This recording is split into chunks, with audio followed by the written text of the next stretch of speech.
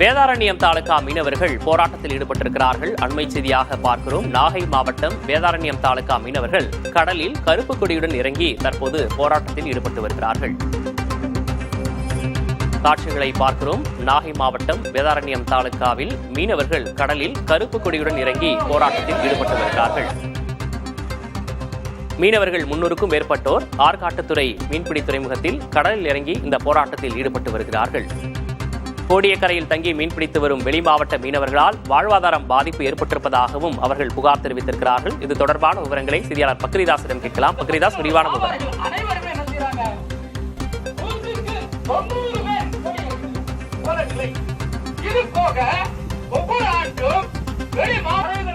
இது தொடர்பான கூடுதல் விவரங்களை செய்தியாளர் பக்ரிதாஸிடம் கேட்கலாம். பக்ரிதாஸ், முழு விவரம்.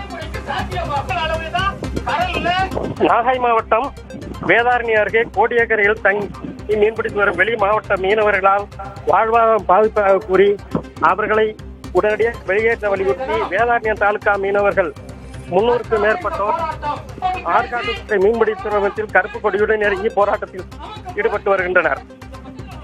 கோடியக்கரையில் மீன்பிடி சீசன் காலங்களில் 200க்கும் மேற்பட்ட படகுகளுடன் தங்கி மீன்பிடித்து வரும் மயிலாடுதுறை உள்ளிட்ட வெளி மாவட்டங்களைச் சேர்ந்த மீனவர்களால் வலைகள் சேதமடைவதாகவும் வாழ்வாதாரம் பாதிப்பதாகவும் கூறி வேதாரண்யம் தாலுகா மீனவர்கள் குற்றம் சாட்டி வருகின்றனர்.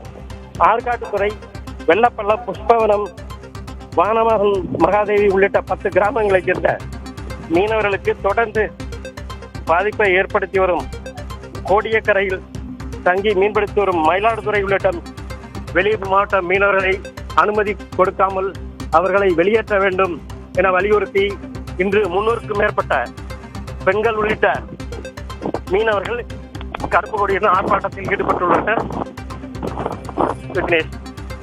கூடுதல் விவரங்களுக்கு நன்றி பக்ரிதாஸ். வெளி மாவட்டங்களை வைத்து தொழில் செய்யலாம்.